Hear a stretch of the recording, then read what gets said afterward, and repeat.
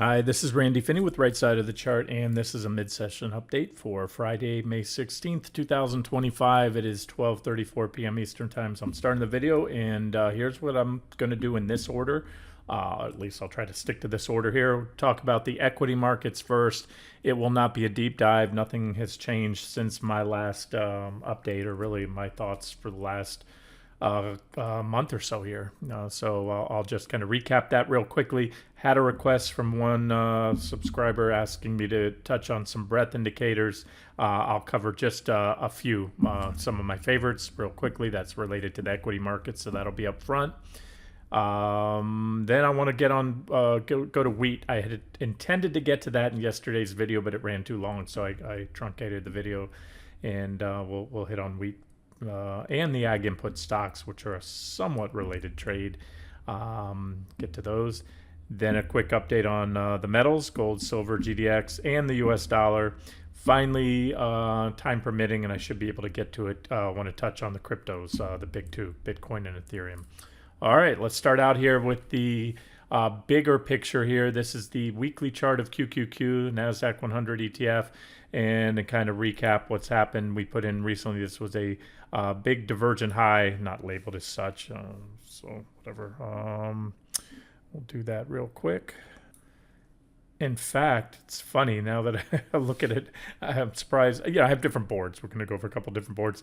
The three bear markets, if you will, or close to, or corrections, whatever you want to call them, are at least two of the three, or three of them now, I guess I pointed out, I know I pointed out at the time, bearish engulfing candles and divergent highs. Bearish engulfing candles, for those not familiar, when you have a candlestick, the fat part, which is called the body, has to engulf the entire body of the previous one, not the tails or wicks, not the skinny parts, just the body. So, as pointed out back then when the markets topped, and so those are trend reversal sticks. Now you can, at bare minimum, it signaled, and we got, we use that as a sell signal. The strategy is very simple. When you see them, you just put a stop above the top of the candle, because if you go above it, it is no longer a topping stick. Even if we went 0.1%, technically it's not a top, but we never did. We never got stopped out, and that was the 25% drop in the NASDAQ 100, which we gained with near impunity, covering shorts at the lows just to gain the bounce, and the bounce has exceeded my expectations so far, but I've talked on that quite a bit. So now, bigger picture is you also had a very well-defined, nice uptrend line. And again, if you look at, just kind of strip everything aside, you take this and this, here's your most recent. We had divergence building for a while. I don't know what happened here. Something took away all the lines of my PPO recently, so I have to add back those divergence lines. Positive, aka bullish divergence at the lows here. Negative divergence to high. This is my, one of the big parts of my trading, looking for these inflection points in the market in swing/trend trading them. Now, should we push up a little higher, you can see we'll have a back test of the trend line there. And if you go much higher than that, we may, if we're going to back test, let's just make a couple of assumptions. So let's say we back test and get rejected. Well, we can either do that shy or slightly above the previous highs. Anytime soon, any marginal new high, and again, I'm talking a few weeks out at least, any marginal new high will still be a divergent high. If it's much more than a marginal new high, in other words, if we pop and run up 10, 15%, we'll take out the divergences, but that's the case right now. So my trading plan has not changed. I told you repeatedly for the last few weeks that I would start scaling back into long-term swing shorts up to, but not above the 200-day moving average, with a plan to start scaling in if we clearly took out the 500 level, scaling out, I'm sorry. And as told you, I still took a quarter of my position out that day. And again, it was a fractional, wasn't an all-in position yet, because we needed to take out the uptrend lines and then fall back below the 200s, which we've yet to do. So scaling out of a non-full position, or have started to, but only a quarter reduced.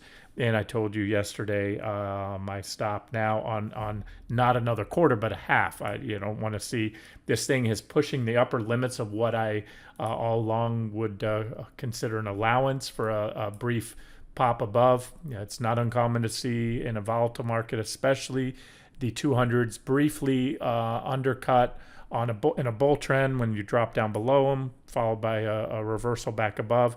Likewise, in a bear market, it is not unusual to see a week or two, but not much more than that, where you pop above them. So again, we're pushing the upper limits. That's why I will be on the, at least, I'm speaking to the NASDAQ 100 index short.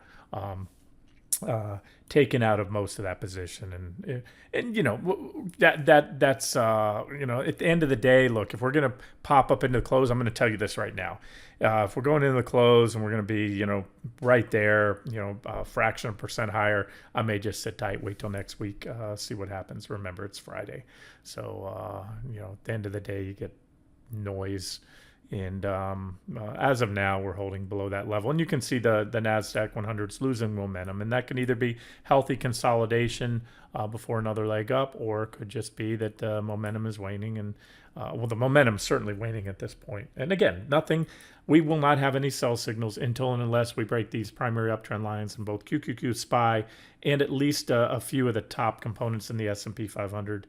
And I'd like to see some of the market leading stocks do it. And then, of course, fall back below the 200-day moving average. At that point, whether I'm stopped out or not of the position, I may consider adding back on. Otherwise, if other things are happening and this market wants to go to new highs, I might look for a back test here to go long, back test of support. We'll see. I can only tell you, you know, depending on how things shape out next week. So let me go back to the weekly charts. So there it is. Look for a potential back test and rejection off that primary uptrend line or big bearish rising wedge. Board 8, for those of you new, Board 8 has my longer term targets. Remember, we've already hit 3 of those long-term targets. They really come from back here.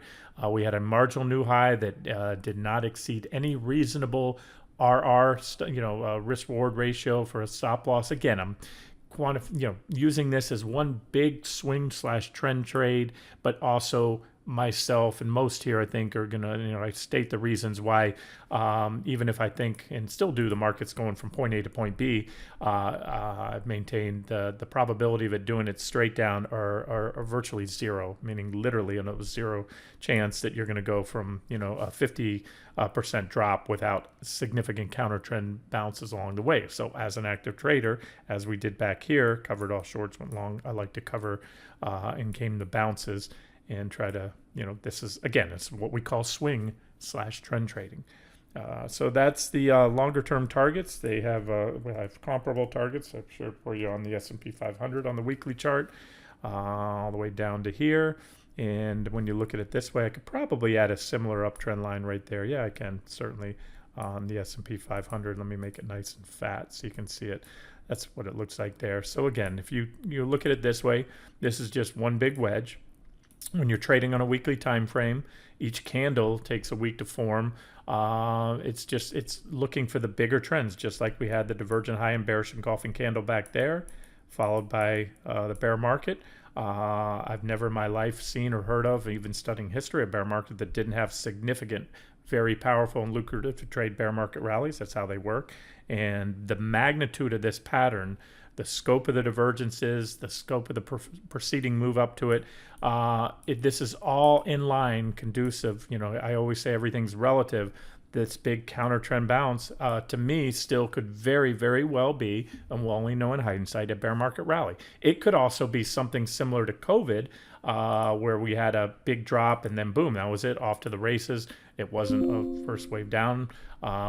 But the difference between now and then, we saw stimulus on a scale never before seen in history, not even a close second. The financial crisis had some massive intervention by the federal government and the central banks. But what we saw in COVID, I've described as nothing short of the all-out nuclear option. The amount of stimulus injected, both monetary and fiscal stimulus, into the market. So that's what happened there. And it's what I call Ursa interruptus. I had little doubt that it would have been had that market not had that excessive stimulus, we would have continued on and had additional wave counts. Now, what happened here was nothing. We just reverted back to where we were. In fact, you could make a case that we're seeing the fundamentals that continue to deteriorate.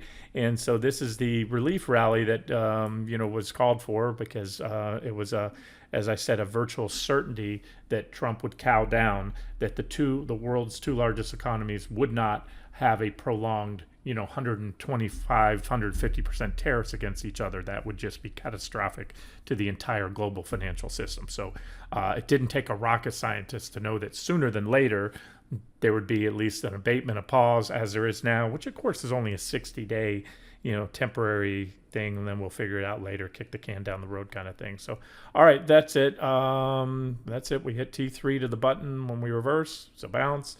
Bounce is carried a little farther than I expected, and that's why I'm not shorting it anymore unless we fall back down below those the aforementioned trend lines right there. So there it is on SPY, a lot closer. Nice, clean, well-defined uptrend line.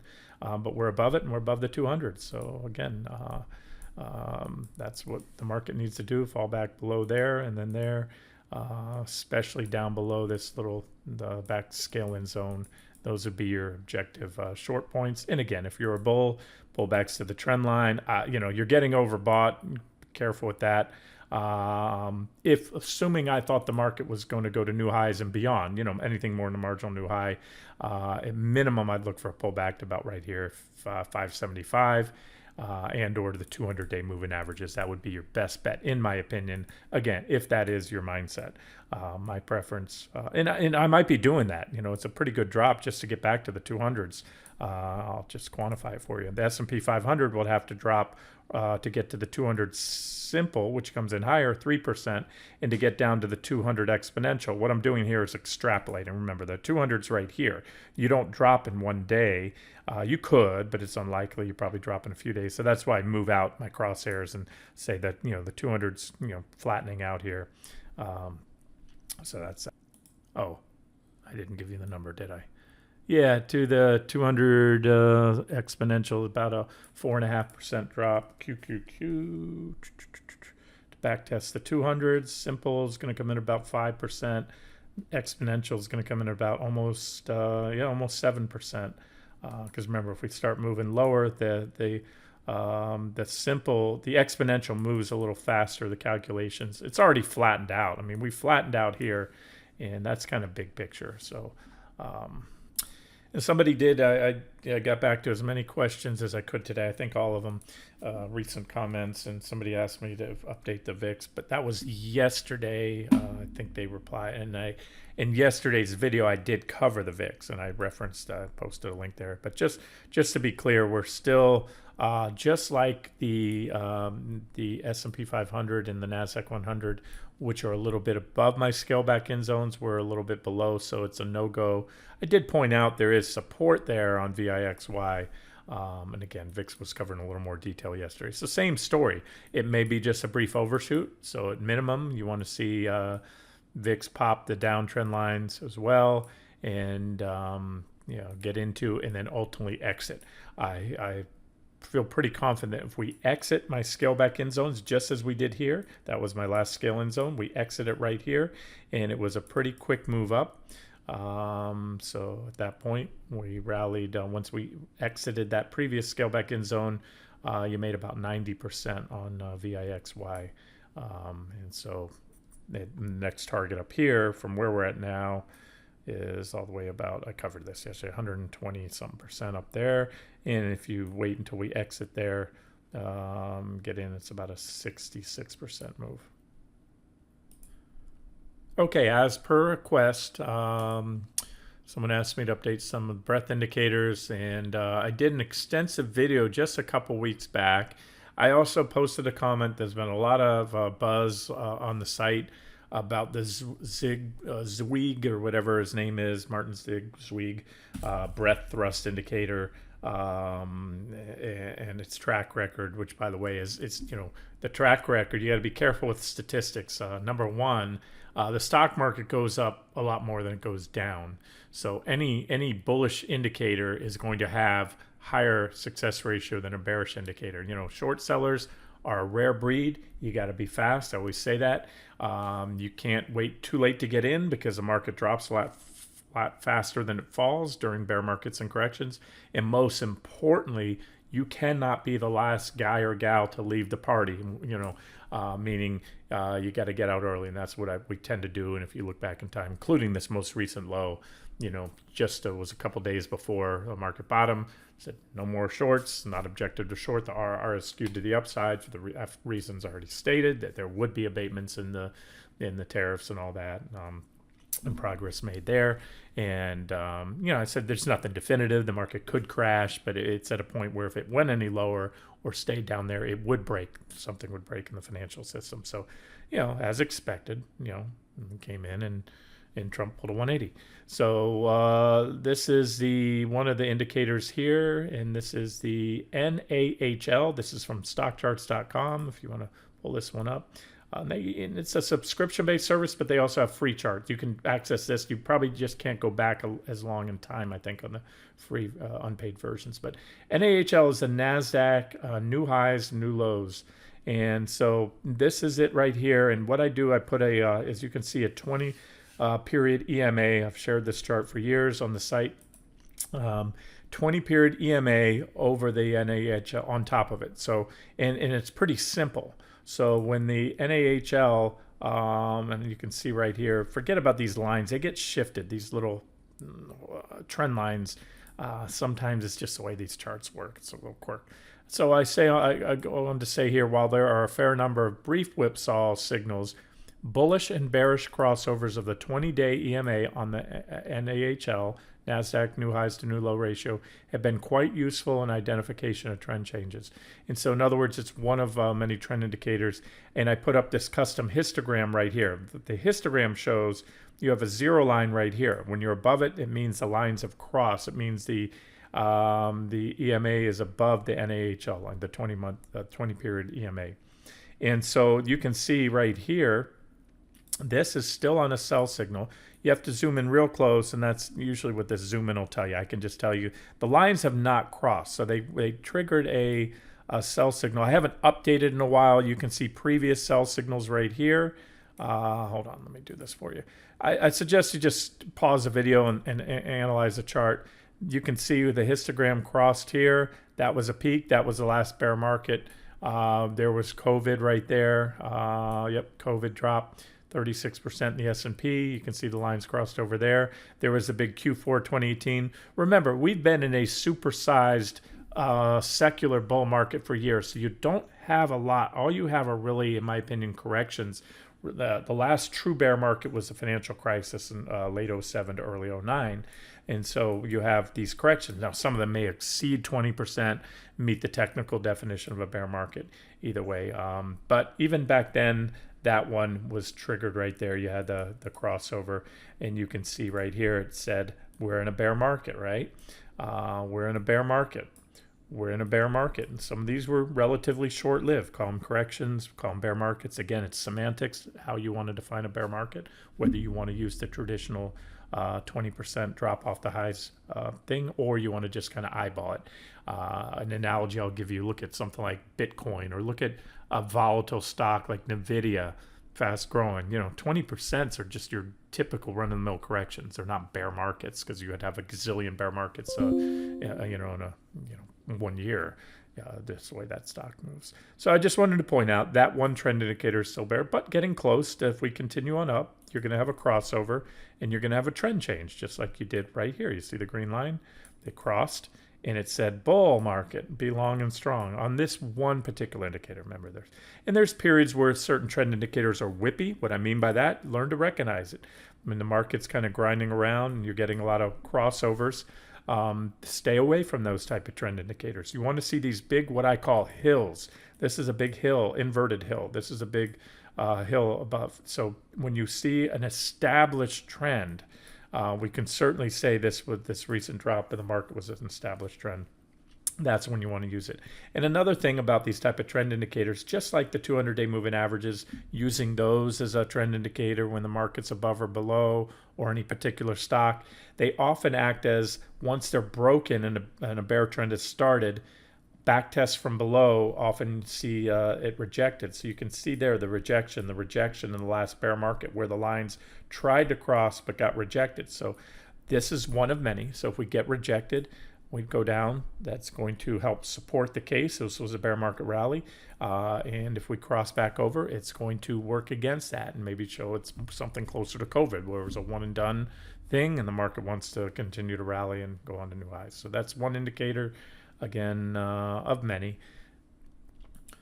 One of my favorites, I've used this for many years, is the NAAD. As you guys know, I put a very heavy weighting on the NASDAQ. And even though the S&P 500 is more representative of the quote-unquote stock market because it has better, more diversified, broad representation of the U.S. economy. It includes financials, where this NASDAQ doesn't, or the NASDAQ 100 particularly. However, the NASDAQ 100 is a more concentrated view. It has a higher weighting of the top holdings, the same top holdings in the same top sector of the S&P, which is technology. So therefore, and it also just goes up more in a bull trend than the S&P, and it drops more in a bear trend. So I've always used a logic. It's the same reason I'll usually trade GDX instead of gold. You're either going to be right or wrong on your call on gold. But you're going to get paid more by putting money long or short position in GDX because it moves up and down in a multiple of gold. Same kind of logic with the NASDAQ 100. So with that being said, this you're going to see over time. I just want to address this. Unlike some of the other indexes where we track the advanced decline, you're going to see over time the NAD is going to fall. That's due to the calculation. In the NASDAQ composite, there's always companies that have, 100, I think it's 1,000 or more, individual stocks in the NASDAQ composite. And there's always some falling out. Some companies go bankrupt and they don't replace, they don't make an adjustment. And that's fine. So you will see that going down over time, but you want to see the overall trend. In other words, in a bull run, this is the NASDAQ 100. After corrections, early on, you do see, and you want to see the advanced decline issues rising, meaning more issues advancing than declining. And that's what you will see quite often early on in a new bull trend.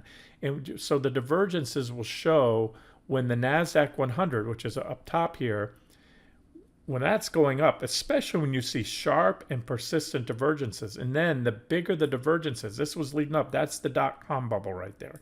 That was a 78%, and I'm not misspeaking, nearly 80% drop in the NASDAQ. I'm sorry, it was in the NASDAQ composite. I don't know if the NASDAQ 100 was about that, give or take, maybe a little less, but huge drop. S&P dropped less because it was about the dot-com bubble. Not much different from the AI bubble right now, in my opinion, but again, a little bit different, but similar. And again, you had big divergence. You had correction along the way, the corrections with the divergence. But the rest, remember, there's been, in recent memory, in recent decades, in my opinion, two real bear markets that were allowed to run their course about as natural. Now, don't get me wrong. There was massive intervention and stimulus. The federal government bailed out the entire banking system. The banks were pretty much the culprit of the financial crisis. They got a backstopping from the federal government with U.S. taxpayer money and all that. So there was intervention, but at least it was over a year. And, ever since then, they step in and they've come in with the bazookas, with monetary and fiscal stimulus to prevent and stave off any bear market and correction, including COVID. So this was a real bear market, as was that was a 57, I think, % drop in the S&P and NASDAQ. And you can see that the scope of the divergences. The year breaks are down here. These were multi-year divergence, 2004, 05, 06, 07, where the number of issues, and it's the same story, guys. We had the Mag 7 or Mag 8 in their previous form. It used to be FANG, F-A-N-G. Over the years, it's changed slightly, but it's been, for the most part, the same big stocks, Apple, Amazon, and then when Meta started trading, Meta is in there. And what you see in every market top, fewer and fewer stocks, and ultimately just a handful are doing all or most of the heavy lifting. Again, the statistics have been cited. This isn't my opinion, it's fact, especially up to this time.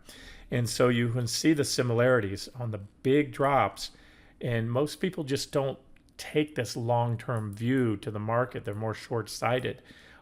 This is what helps. This and many other similar things help formulate my longer term um, bearish outlook for the market, because this right here, this divergence been building.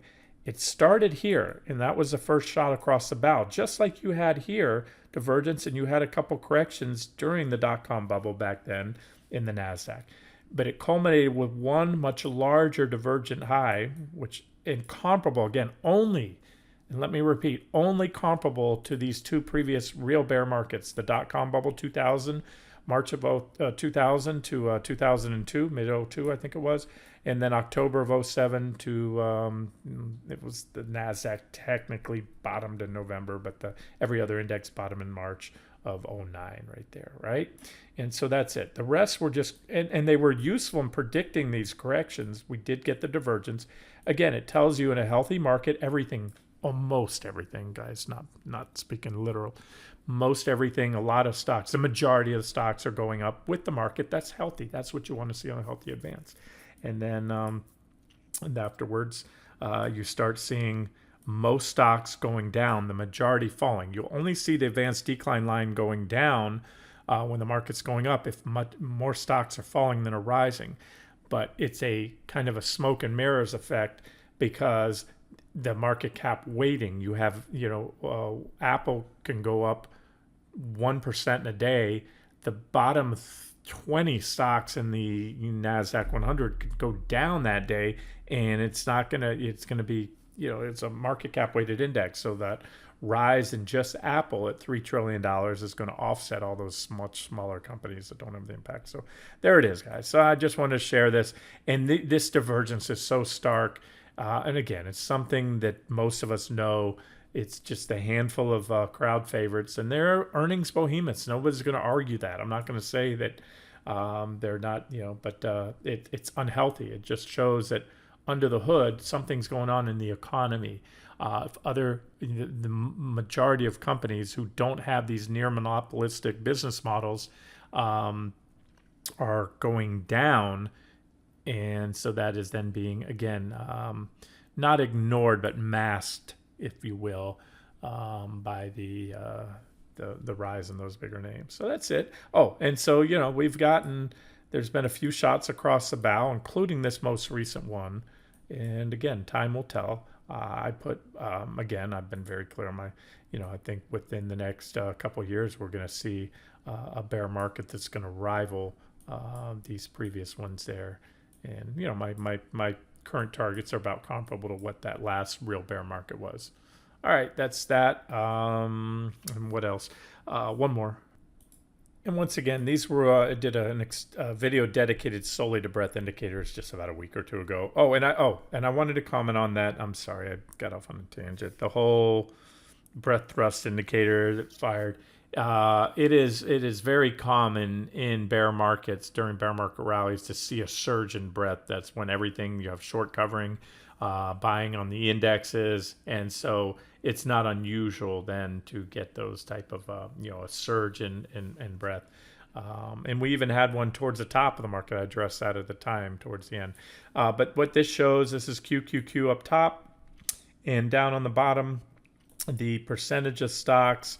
Right here is the percentage of stocks in the NASDAQ 100, or in the NASDAQ, trading above their 50-day moving average, and the percentage trading above their 200-day moving average. So when you put a line in the middle, which I've done, that means half. And so if you're below that line, it means more stocks are trading below their 50. We just recently popped above the 50. The takeaway from here, you can kind of eyeball how many stocks. So right now, for example, 34%. Let me repeat that. Only 1/3 of the stocks in the NASDAQ 100 or in QQQ are trading above their 200, and majority aren't even close. You can see this level here. So recently, with the big pop up, we've crossed back above the 50, which is usually the case in bear market rallies. There was the first bear market rally last time around, right here. Let me circle with the right color tool. Bear market rally.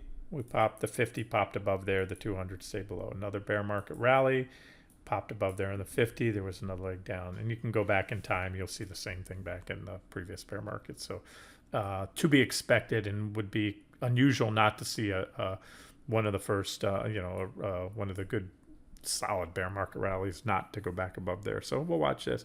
And what's different too this time, it's just been like I talked about, the outperformance of those handful of Mag 8 stocks, top 10, has been I don't think we've ever seen anything like this in a while. This is the last time we had the percentage of stocks in the NASDAQ trading above their 200 was back here.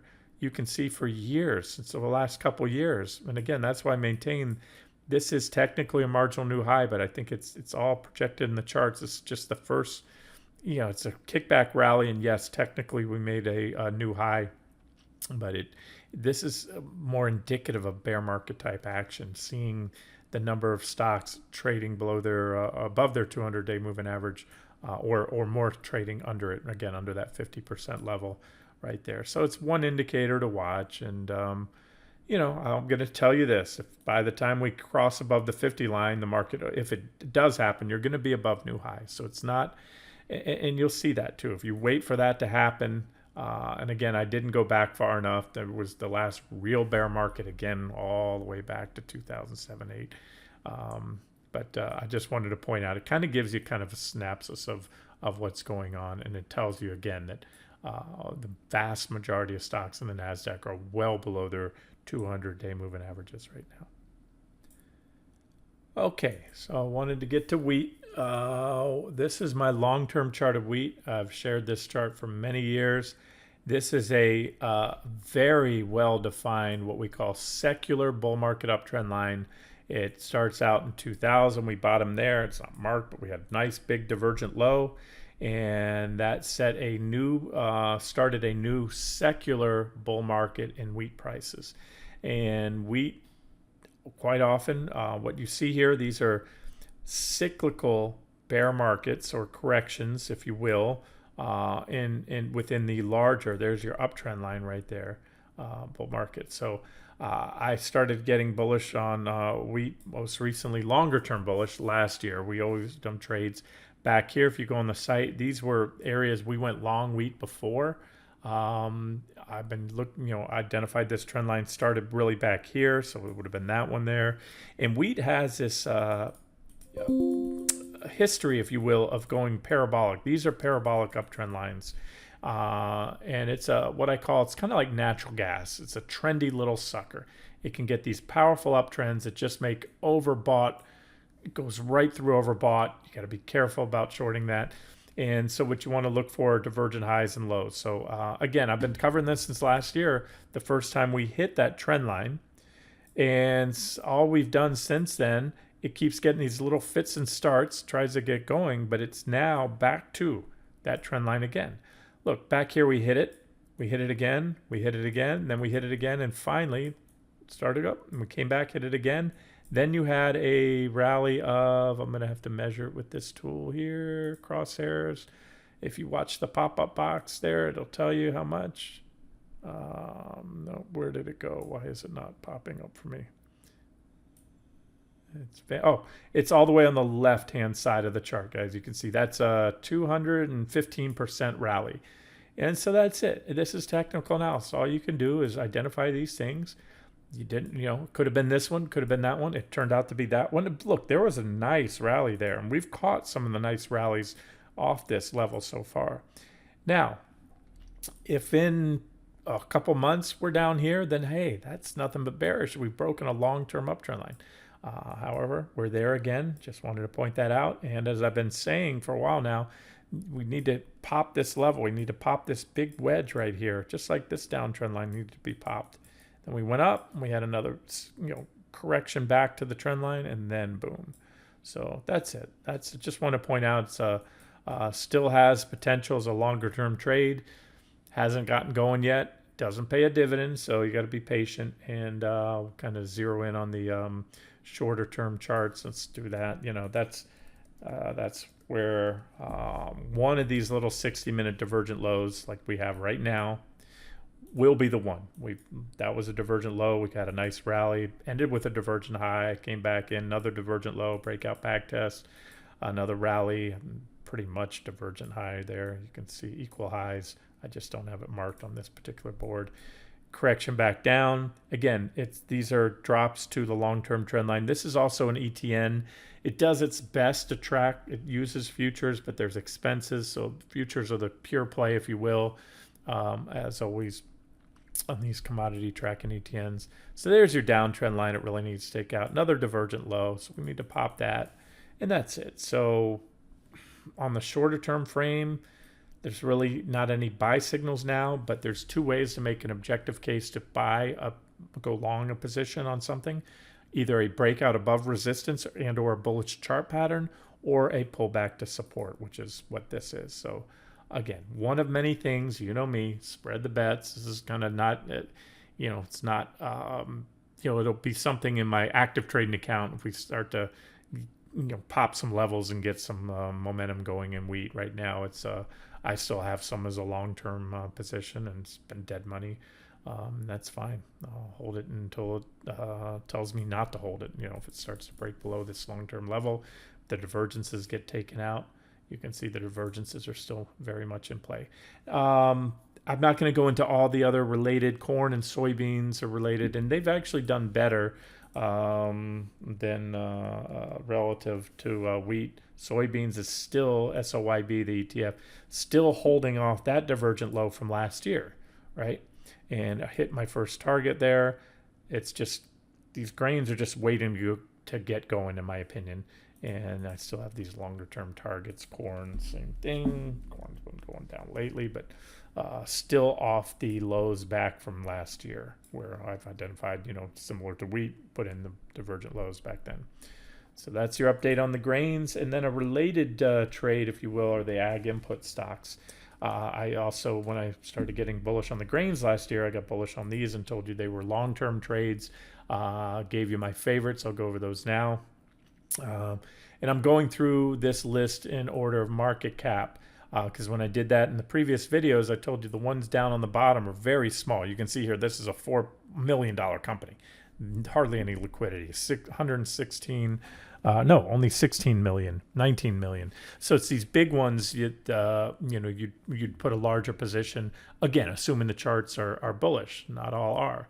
And so CTVA, again, you had this divergent low back here, and that was when they were highlighted back then. Started highlighting them. It's been about a 58% run. You do have negative divergence right now, and you had it here as well, and you had a nice correction, 19% correction. So not one of my favorites right now. However, divergence isn't a sell signal. It's testing this previous high now. So if it breaks out of there, that would be longer term bullish. And then you take a look at the weekly chart. And I am longer term. I remain longer term bullish on these guys. I think they will. They have value, and you do get paid to wait in these, because a lot of these stocks will pay a dividend. So these are, again, some of these are fertilizer companies, various agricultural inputs. Let me just rifle over the rest of them. Again, these were all laid out last year, including NTR. I gave you, and they're still long-term trade ideas. This one hit back here. It would have been highlighted, I guess, off that divergent low. We hit my first, second, just recently. I highlighted a couple weeks ago. Told you we hit T3. Again, I can't remember where the exact entry, or on a lot of these, there's multiple buy points. Buy here, buy on this level, on a breakout, buy on a pullback. It's up about 26% from this wedge breakout. T4 is still the next target. And I'm very open to, if T4 gets taken out, some of these additional potential targets there. So either way, it's been, some good longer term positions. And again, a lot of them are dividend paying. So if you have them in a longer term account, you can collect some yield off them. CF hit my first target. There's T2 still up there. MOS, Mosaic. And in those videos, I highlighted which ones were my favorites. Divergent low. This again comes back here. We hit T1. Oh gosh, I can't remember where. We just recently hit T2. We've taken T2 out. That opens the door now for move up to T3 and potentially T4. ICL, I covered this recently back, I guess, on February. I highlighted we hit it T4. That was my final target. Still, let's see, that has negative divergence. So this one, it's stalled out. Back here, I highlighted it on February 26th when it hit that level. It had a correction, so you would have gotten out, take profits. That was the final target, and or shorted it, and then you could have bought back in on the pullback to T3. It actually went down to the 200-day moving average.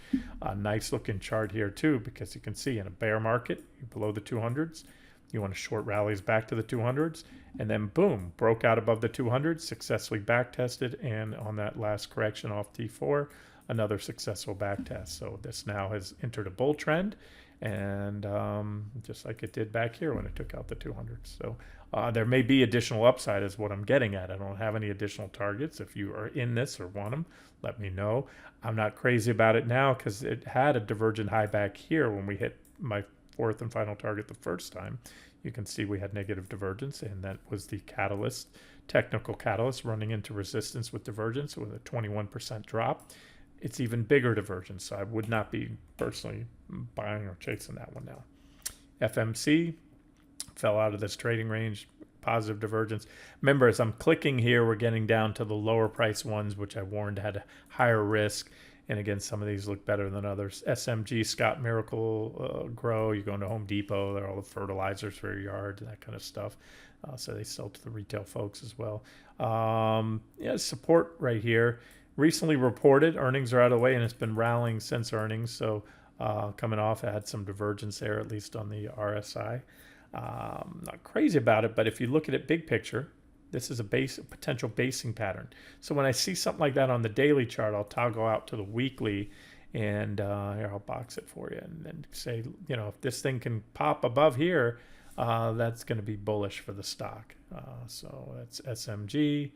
Let me just click on a few more and we'll move on. UAN, same thing, right? You can see a lot of these are potentially basing and break out. And there's your targets right there, at least the near-term targets. IPI, another one of my favorites back then. Bought off the divergent low or the breakout. We hit my, I can't remember. I've covered these many times since last year. So hit T1, hit T2, hit T3, and we just recently hit T4. You know, these levels were laid out back in 2024, it looks like, October.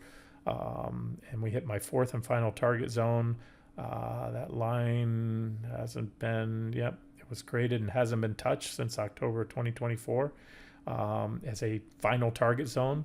And so if you think this is mere coincidence that we hit it, that level 1, 2, 3, 4, 4 out of 5 days in a row, stopped it cold, that's technical analysis. And that's these price targets I get pretty precise on. And they, you can see. Now, it doesn't mean we can't pop through there. It's just, hey, if you took it, you made, again, I can't remember, there were multiple entries listed, but, you made 80-something%. And again, longer term, especially if the stock market as a whole holds up, I think there's a lot of value in these stocks. You're going to see a lot of money moving into these guys here. And so, and if you just look at these longer term charts, you can see where it used to be. So it's not unreasonable to think that this stock could have another 200% upside from where it's at now, in addition to the 80-something we already milked off it. All right, I'm going to move on. Video is getting long. I'd like to cover gold real quick. GLD, gold, again, give you multiple sell signals back here. Gold continues to move lower. It's not falling hard or anything like that, but it has moved lower. The proxy trades are, silver, gold as well. Silver, you look at it here, silver put in this divergent high, another divergent high here. These are your negative divergence, been walking lower, falling down this downtrend line or getting rejected off this downtrend line, but also in this big sloppy, it's been, as I've mentioned, GDX, silver, gold, they've been great swing trading vehicles. Gold's been a great buy and hold for a while since it took out the long-term support, but most recently, a few weeks back, a month or so ago, I started highlighting UUP and very much went over the relationship between the dollar and gold. This big drop in this huge, trading range here in the dollar was the catalyst for that final, what may be a blow off top in gold. Appears to be similar. The last bull market in gold had a blow off top where you went nearly vertical after an extended run. Did the same here on increasing volume. That's the signature of what we call a buying climax or blow off top. Only time will tell for sure. However, that was the extra catalyst there. There was already a strong demand for gold after the breakout. Again, this is the breakout right here above multi-year highs. That was a powerful, powerful technical thing to see gold break out and go up there. However, again, when you factor in the impact of a rising or falling dollar, that is a net headwind or tailwind for gold. And so here, said I favored a bounce off that level. Dollar would start to rally, and I even zoomed down to get real precise for you. Gave you the bullish falling wedge on the 60-minute chart right here. We broke out, and I said what will most likely happen. We'll start walking up, and right away, gold might not get the memo because most traders aren't like me. They just want, a lot of retail traders just buy gold because it's going up. It's called recency bias, and they don't factor in the impact of the dollar on there. But however, many traders, especially professionals, do, and that the more you go up, it's an incremental thing. The longer it goes up, the higher it goes up, the greater the impact. In other words, it creates a net headwind for gold, meaning that doesn't guarantee you that the dollar can't rally and that gold must go down. It just, again, it's a simple mathematics. The dollar goes up. It takes then fewer dollars to buy an ounce of gold. Fewer dollars to buy an ounce of gold. It causes the price of gold to go down. A falling dollar is bullish for gold because it takes a lot more dollars, more and more dollars to buy an ounce, so the price of gold goes up. So that's the inverse relationship there. And so you can see what happened recently. We hit this downtrend line I've just added since my last update. So again, bullish falling wedge breakout. These are all the targets I gave you at the time.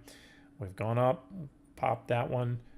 We fell just shy of this price target, but I've since added this trend line because I can see how well it comes in. So now if we pop that, and again, from the longer term, I told you I would favor a move up to back test this trend line, most likely, at least. Quite often when you come to the bottom of a trading range, the next stop, is going to be the top or near the top, or the midpoint. Usually the midpoint's first stop along the way. That's my experience. Anytime I find a trading range, never fails to amaze me. If I put a line or a range around the middle, that tends to be support and resistance, so that meshes with my target. So if I'm right, and then gold's going to go up, we're only halfway, the dollar, that's going to put additional pressure on gold. And so far, so good. And as you see, GDX just yesterday, told you hit in the pre-market session, hit my second target, T2 right here. The white candles are turned off. Again, you don't see it here because it was in the pre-market session. I gave you that chart yesterday. There's that uptrend line. And right now, my convictions aren't very high on the very near-term direction because the dollar just hit that downtrend line. But if the dollar breaks above that downtrend line, we'll probably see another leg down in gold, silver, and GDX. And of course, as I said, I do favor ultimately a break of above the downtrend line, probably sooner than later, and more upside to the target I gave you there a minute ago on the weekly chart. Okay, quickly, Bitcoin, Ethereum, let's cover those. This is the actual crypto. Bitcoin crypto trades on the Paxos exchange. This is a chart going back 5 months using 2-hour candles. I started getting long and throwing, we were short previously crypto on the way down, but then before the market bottomed, I told you and pointed out how it was holding up as what it was originally intended to be, a risk-on asset or alternative to the, financial system, stocks, and everything else. And so started getting bullish on that and long, giving you ideas on first Bitcoin and then Ethereum. And that was also technically induced, a divergent low. Now this is the level to watch right now. We've rallied quite a bit. Very well-defined uptrend line. You might want to replicate this. You can see divergence has been building. And so this is the current divergent high right here. But what you can see, this is what I call a kind of a prediction, if you will, or if Bitcoin does pop the recent highs, you're going to have it coming in at resistance on those previous highs here. And if it happens, anytime soon, it will guarantee to be a divergent high. So what I've done here is extended lines that haven't yet come into play, but very well could. Now, that can happen or not. What's a sell signal? Remember, divergence is not a sell signal. It's a condition that typically precedes trend reversals. What is a sell signal? Is a break of this trend line. So that's that. You can look at it on IBIT. IBIT, you can see the comparable uptrend line. You can see that we currently have divergence, and if we go up a little bit more, look at that. That's where IBIT peaked. Remember, this is one of the biggest go-to, of the newer Bitcoin ITFs that were approved back in early 2024. So this is the one I've been using as a proxy. These were the two previous highs, both divergent highs. That was divergent high 1, went up, made a double top and drop, end up with that bullish falling wedge, divergent low at support, and that's the rally. So this is the daily. Let me put that line right there on the daily chart. This is how I had it on the 60. So that's it, guys. You can replicate that and set an alert. You can do it on the other crypto. And then ETHE, I gave you, that was an official ETHE, official long trade idea recently. What did I base it on? Daily chart? Yeah, right here. Somewhere off support right there. Gave you 3 potential targets. Third was hit and exceeded, 46% run.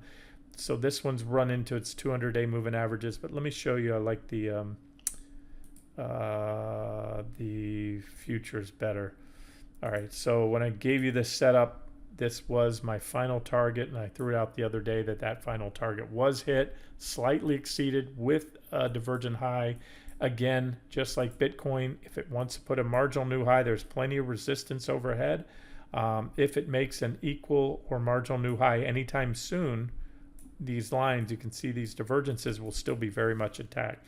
So it appears the upside is most likely limited, but let me give you a level there. You can see this trading range right here. So that would be a potential little more upside, then a reversal. This is the only uptrend line I have right here, right now, the primary one. So if we come back in, that's probably a likely target there. And bigger picture, this is ETH, the actual crypto, again, trades on the pack. So this is a 3-year daily chart. So what I'd point out here, there was a nice uptrend line right there, primary uptrend line, put in a big divergent high back here, went on to break the trend line, put in a divergent low. This is, again, where we got bullish and long right here. That divergent low took us up here. We popped above this trend line, but right now, we are at we're just a hair shy of pretty good resistance. Why is that resistance? Reaction high, reaction from below, reaction from below, reaction from below. Reactions from above. That means support. Support was broken. Support broken becomes resistance, resistance, resistance, breakout. And so it's traded off this level. This line has been support and resistance when above and below, including this most recent breakdown and backtest, rejection. And so you have a confluence of both horizontal price resistance and uptrend line resistance. So keep an eye there. You could make a case to short with a stop somewhat above. I threw it out as a short recently, again, because we hit that final target. We're a little bit above it now. But you really want to increase the odds. Go back to where I started. Wait for a break of those uptrend lines I gave you, and that will most likely trigger some selling in the cryptos. All right, I'm going to wrap it up here. This has been Randy Finney with Right Side of the Chart. Have a great weekend.